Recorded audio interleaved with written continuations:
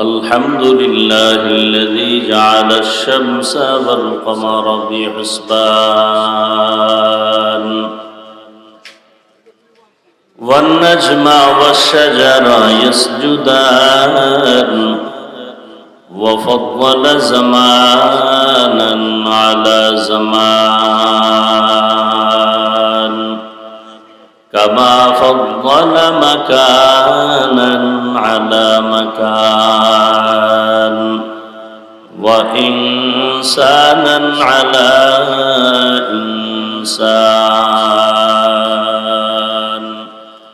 ونشهد أن لا إله إلا الله وحده لا شريك له لا ضد له ولا ند له ولا مثل له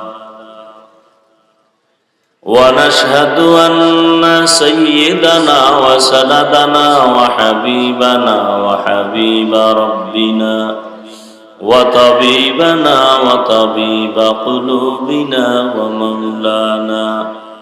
ومولانا محمدا عبده ورسوله أرسله بالحق بشيرا ونذيرا وداعيا إلى الله بإذنه وسراجا منيرا اللهم صل على محمد النبي الأمي وعلى آله وسلم تسليما وبعد فأعوذ بالله من الشيطان الرجيم بسم الله وعملوا الصالحات وتواصوا بالحق وتواصوا بالصبر وقال النبي صلى الله عليه وآله وسلم كل أمتي يدخلون الجنة إلا من أبى قيل من أبى قال من أطاعني دخل الجنة ومن عصاني فقد أبى أو كما قال النبي عليه الصلاة والسلام صدق الله مولانا العظيم وصدق رسوله النبي الأمي الكريم ونحن على ذلك من الشاهدين والشاكرين والذاكرين والحمد لله رب العالمين তোমরা এই বক্সটা ক্লিয়ার করো পিছে যাও সরো আরো পিছনে যাও রিভাব বাড়াও ভলিউম বক্স মনিটর বাড়াও سبحانك لا علم لنا إلا ما علمتنا إنك أنت العليم الحكيم رب اشرح لي صدري ويسر لي أمري واحلل عقدة من لساني يفقهوا قولي ইকো দিও না বুঝো রিভাব বুঝো ভলিউম বাড়াও রিভাব দাও दिन की सूरज डूब रही है हम लोगों की सामने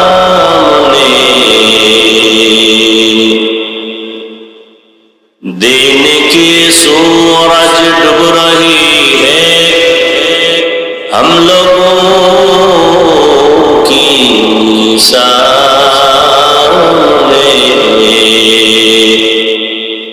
रोज़ महशर क्या जवाब है मुस्तफा के सामने रोज़ महशर क्या जवाब है मुस्तफा के सामने हकीकत खुल जाएगी बवक़्ते इम्तिहान तेरे, हकीकत खुल जाएगी बवक़्ते इम्तिहान तेरे, कि सुस्ती में या मेहनत में गुजारी जिंदगी तूने, कि सुस्ती में या मेहनत में गुजारी जिंदगी तूने। मोहम्मद ने आकर कुफ्र को मिटाया,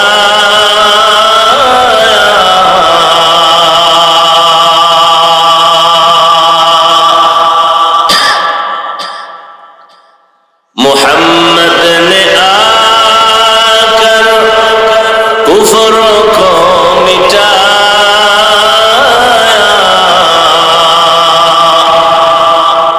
कुफ्र को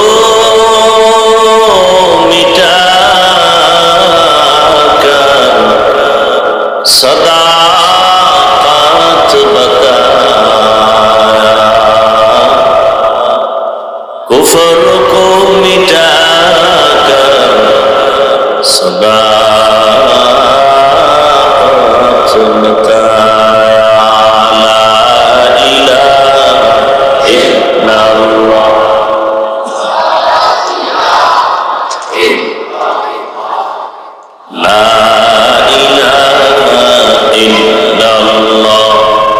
ला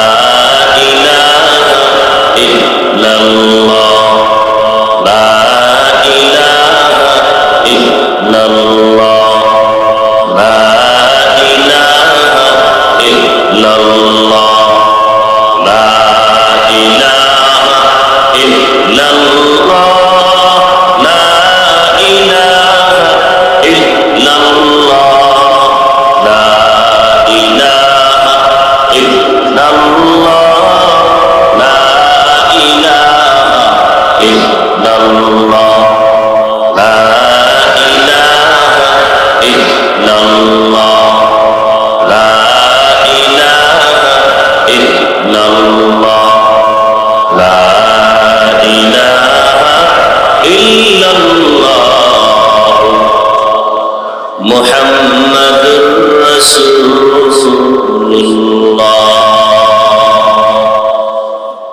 ফরাজিগঞ্জ এলাকাবাসী ও যুব সমাজের উদ্যোগে আয়োজিত ওয়াজ মাহফিল 5 মে 2024, সভাপতি আলহাজ মোহাম্মদ আব্দুর রশিদ মোল্লা সাহেব, প্রধান অতিথি আলহাজ এম সাইফুল্লাহ বাদল সাহেব, প্রধান মেহমান আলহাজ মোহাম্মদ জাকির হোসেন সাহেব সহ অন্যান্য অতিথিবৃন্দ, হযরত উলামায়ে কেরাম, এলাকার বিভিন্ন জায়গা থেকে আগত আল্লাহ পাকের আশিকিন, জাকিরিন, শাকিরিন, মুহিব্বিন, মুরব্বিয়ান এজাম, কলিজার টুকরা যুবক বন্ধুগণ, স্নেহের ছোট ভাই,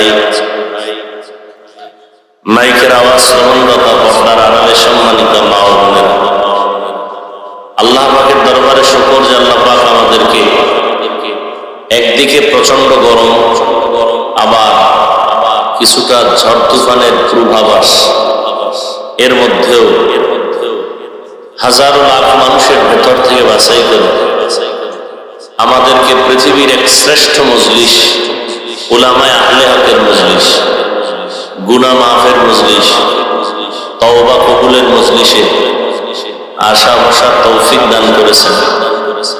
নেয়ামতের শুকর আদায়ের মহব্বতে সকলেই পড়ি আলহামদুলিল্লাহ।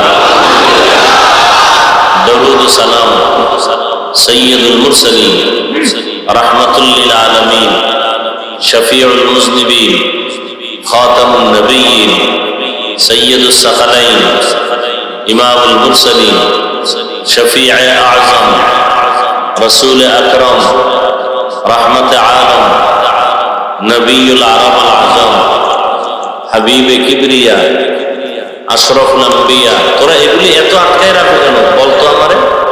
আমার মাইকের ফোনগুলো এবং তোরা আটকায় দাও কেন? কারণ নেই।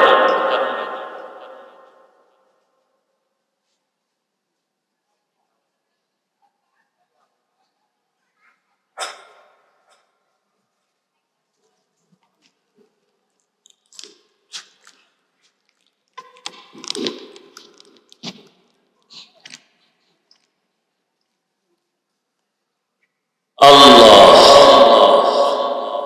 সর্বোপরি শুকর যাদের আয়োজনে আজকের এই সুন্দর মাহফিল, সময় পরামর্শ অর্থ দিয়ে দোয়া করে উপস্থিত হয়ে মাইক লাইট প্যান্ডেলের ব্যবস্থাপনার মাধ্যমে সহযোগিতার হাত বাড়িয়েছেন, প্রত্যেককেই আল্লাহ পাক খেদমতের বরকতে দুনিয়াতে শান্তি, পরকালে চিরমুক্তির ব্যবস্থা করে দিন। পুরাটা পড়েন আল্লাহুম্মা টান আছে, আল্লাহুম্মা আমিন। কি হবে? আমিন, এটাও না, আমিন তাও না, আমিন। আর পুরাটা কি? আল্লাহুম্মা, এরপরে কি? আল্লাহুম্মা আমিনও না, আল্লাহুম্মা এক শব্দ, আমিন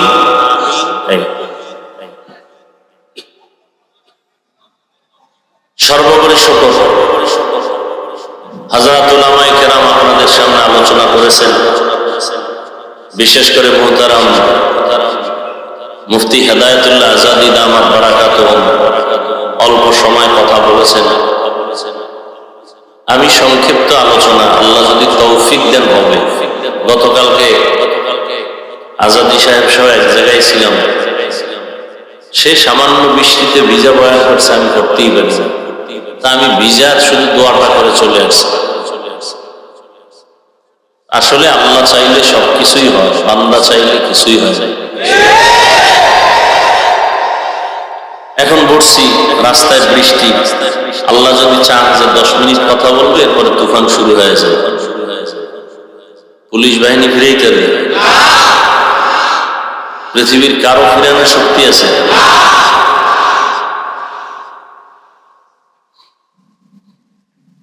তো যাই হোক, ওদিকে বৃষ্টির জন্য দোয়াও করছেন, আপনারা করেন নাই? আমরাও দোয়া করছি। যেই পরিমাণ দোয়া করছেন, সিরিয়ালে যদি এক এক মোনাজাত কবুল অনুযায়ী বৃষ্টি আয়, তোদের দেশ তলায় যায়। এই জন্য আল্লাহর কাছে খুব চাইতে গিয়েও হিসাব করে চাইতে, আল্লাহ এমন বৃষ্টি দেন যে বৃষ্টি আপনার মহব্বতের বান্দাদের উপকার, ক্ষতি না। এখন মুষলধারে বৃষ্টি হলে গরমের তাপমাত্রা কমলো, ধান সব নষ্ট হয়ে যায়। তো আমাদের খায়রিয়াতের জন্য, কল্যাণের জন্য যা প্রয়োজন, আল্লাহ সবকিছুর ব্যবস্থা করে। আসলে আমাদের গুনাহের এতটা পরিধি বেড়ে গেছে, ভালো ছাত্র অন্যায় করলে, সামান্য অন্যায় করলে এটা ওস্তাদের চোখে বাজে, দিলে লাগে। বেঈমানরা হাজারো অপরাধ করলে আল্লাহর লাগে না। আল্লাহর প্রিয় বান্দা নামাজ পড়বে, সুদ খাইব, এটা আল্লাহর লাগে। নামাজ পড়বে, মিথ্যা কথা বলবে, দোকানদারি করবে, মানুষকে কাস্টমারকে ধোঁকা দিবে, এটা আল্লাহ বরদাস্ত করতে পারেন না।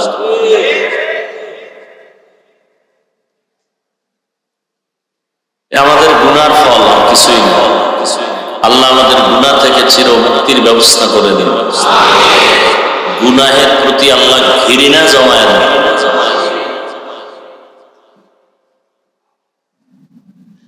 এই যে এখানে এত মানুষ ফজর পড়ে নাই, জোহর পড়ে নাই, আসর পড়ে নাই, মাগরিব পড়ে নাই, এসা পড়ে নাই, অজন্তে এরপরও কত বড় নিকৃষ্ট খারাপ মানুষ যে বলে আমার দিল পরিষ্কার, নামাজ না পড়েও বলে আমার দিল পরিষ্কার।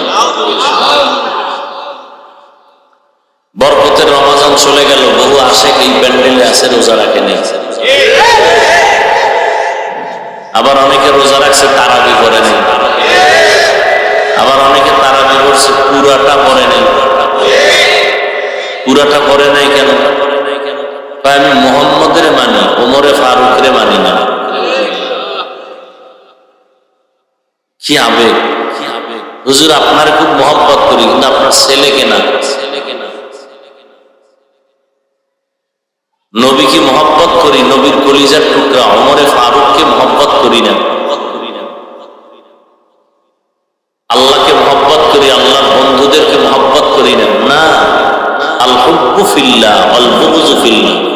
কাউকে মহব্বত করবো আল্লাহর জন্য, কাউকে দুশমন মনে করবো তাও কার জন্য? আল্লাহর জন্য মহব্বত মানি। আল্লাহ যাকে মহব্বত করেন আমিও তাকে মহব্বত করি, আল্লাহ যাকে মহব্বত করেন না আমিও তাকে করি না। আল্লাহ মহব্বত কাকে করেন? যে সমাজের বড় সুদখোর, গাঁজাখোর, মদ পান করে, নেশাগ্রস্ত। সবই আপনারা অ্যান্সার দিতেছেন, সব বুঝেন, কাজের বেলায় উল্টা কেন? আল্লাহ হেদায়েত দান করুন। সকলের পরিচিত একটি সূরা আমি তেলাওয়াত করেছি, নবীজির একটি হাদিসের অংশ পড়েছি। আল্লাহ বলেন ওয়াল আসর, আসরের শপথ, ইন্নাল ইনসানা লাফি খুসর, নিশ্চিত পৃথিবীর প্রত্যেকটা মানুষ ক্ষতির মধ্যে, অর্থাৎ জাহান্নাম। ইল্লা, কিন্তু আমানু, যারা ঈমান আছে তারা না, ওয়া আমিলুস সালিহাত, আমলে সালেহ করবে তারা না, ওয়া তাওয়াসাউ বিল হক, ঈমান আমলের দাওয়াত অন্যকে দিবে, তা'মুরুনা বিল মা'রুফ তারা না, ওয়া তাওয়াসাউ বিস সাবর, ধৈর্যের সাথে বাতিলের মোকাবেলা করবে, ওয়া তানহাউনা আনিল মুনকার, এরা না। নবীজি বলেন কুল্লু উম্মতি ইয়াদখুলুনাল জান্নাতা ইল্লা মান আবা, সব উম্মত জান্নাতে যাবে। সব উম্মত। খুশি না আপনারা? নামাজ ছাড়া যদি জান্নাত পেলেন, কপাল কত ভালো। কি নবী বলতেছেন কুল্লু উম্মতি ইয়াদখুলুনাল জান্নাত, সমস্ত উম্মত জান্নাতি, কিন্তু যারা আমি মুহাম্মদকে মানে না তারা জান্নাতি না। কিলা মান আবা, সাহাবায়ে কেরাম বললেন নবী আপনাকে মানে না, তারা কারা? তারা কারা? খুব খেয়াল করুন। নবী বলেন যারা আমার আনুগত্য করে তারা জান্নাতি।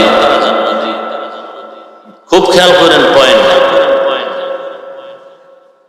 নবীকে সাহাবাদের প্রশ্ন ছিল, নবী বলছিলেন সব উম্মত জান্নাতে যাবে, যারা আমাকে মানে না তারা যাবে। সাহাবারা বললেন মানে না কারা? নবী মানে না কারার জবাব দিয়ে বলেন যারা আমার অনুসরণ করে, আনুগত্য করে, ইতাআত করে, ইত্তেবা করে তারা জান্নাতে যাবে। সাহাবায়ে কেরাম প্রশ্ন করলেন আপনাকে মানে না কারা? নবী ওইটার জবাব ডাইরেক্ট না দিয়ে ঘুরায় বললেন যারা আমাকে অনুসরণ করবে, অনুকরণ করবে তারা জান্নাতে যাবে। কথার মধ্যে কিন্তু প্যাঁচ আছে। সাহাবায়ে কেরাম বললেন নবী আপনাকে মানে না কারা? নবী তো বলতে পারতেন যারা আমার সুন্নত মানে না তারা আমাকেও মানে না। নবী বললেন এ কথার জবাবই দিলেন। নবী ঘুরায় বললেন যারা আমার আনুগত্য করে, অনুসরণ করে, ইতাআত বা ইত্তেবা করে তারা জান্নাতে যাবে। এখান থেকে একটা পয়েন্ট ভালো করে খেয়াল করবেন। নবীর যারা অনুসরণ, অনুকরণ করে, ইত্তেবা এবং ইতাআত করে তারা কোথায় যাবে? তাহলে এখন বিপরীত শব্দ কি দাঁড়াবে এটা? যারা নবীর অনুসরণ করে না তারা জাহান্নামী। এই তো নবী এটা বলেন নাই। নবী তো এটা বলে নাই যে আমার যারা সুন্নত মানে না তারা জাহান্নামে যাবে। নবী বরং বললেন যারা আমার অনুসরণ করে তারা জান্নাতে যাবে। ইতাআত করে, ইত্তেবা করে। আর যারা কথা দাঁড়ায়, যারা নবীর ইত্তেবা করে না, অনুসরণ করে না, অনুকরণ করে না, ইতাআত করে না, তারা জান্নাতে যাবে না। এটাই তো কথা দাঁড়ায়। নবী এটা বলেন না। এখন অনেকে বুঝে নেই। নবীকে কে মানে না? নবী তার জবাব দিলেন, যারা আমার অনুসরণ করে তারা জান্নাতে যাবে। কে মানে না শব্দের জবাব দিলেন না। যে নবীর অনুসরণ করে সে জান্নাতে যাবে, তো বিপরীত কথাটা কি দাঁড়ায়? যে নবীর অনুসরণ করে না সে জাহান্নামে যাবে। নবী এমনটা না বলে অতটুকু করে এনাফ করলেন, যথেষ্ট করলেন কেন? এখান থেকে আমাদের চৌকান্নতার সাথে একটা কথা মনে রাখতে হবে। নবী সুন্নত একজনে আমল করে না, অনুসরণ করে না, সে জাহান্নামে যাবে। নবী এটা বলেন নাই, এবং এটা আমিও বলবো না। তাহলে জাহান্নামে কে যাবে? এই বিষয়ে দুই দল। নবীর অনুসরণ করে না, এর মধ্যে কয় দল আছে? দুই দল।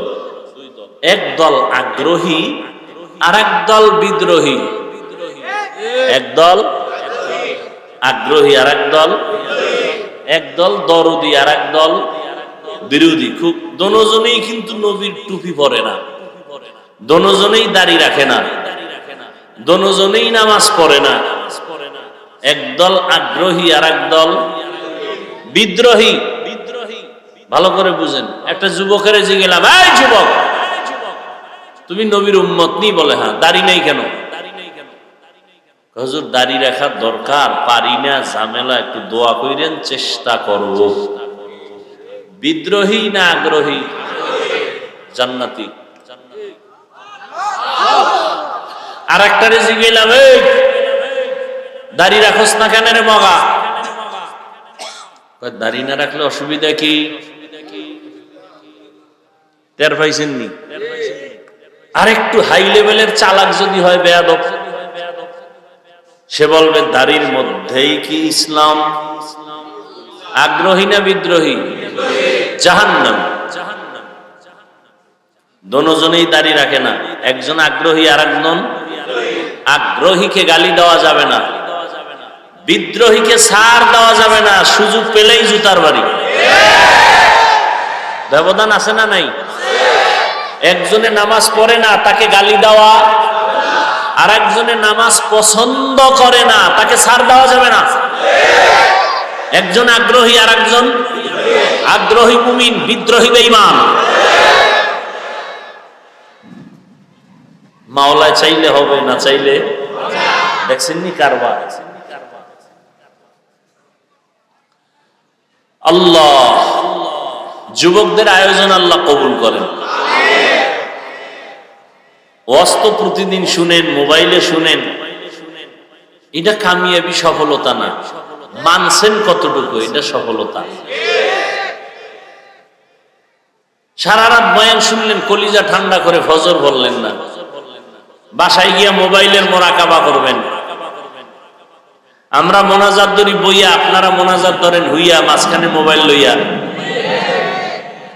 এই বয়ান শুনে কি লাভ? তাহলে নবীর অনুসরণ করে না, যে করে না তাকে ডাইরেক্ট জাহান্নামী বলা যাবে? আগে তদন্ত করতে হবে, সে কি আগ্রহী না বিদ্রোহী। কি খুব কঠিন কথা। একজনে রাজনীতি করে না, আর একজনে ইসলামের রাজনীতি পছন্দ করে না। দুইজন এক নি? একজন আগ্রহী, আর একজন আগ্রহী মুমিন, বিদ্রোহী বেঈমান। ছোট কথা, কিন্তু ওজন অনেক বড়। বুঝছেন কিনা আল্লাহই ভালো জানেন। আল্লাহ বুঝার তৌফিক দান করেন। আসেন এবার সূরাটা নিয়ে কিছু কথা বলি, যদি আল্লাহ বলেন। আল্লাহ আমাদের তৌফিক দান করেন। ওয়াল আসর, এই সূরাটা তো সবাই জানেন। যারা কোরআন শরীফ পড়তে পারেন না তারাও জানেন। শুনতে শুনতে মুখস্থ হয়ে গেছে, ঠিক না? একবার পড়েন।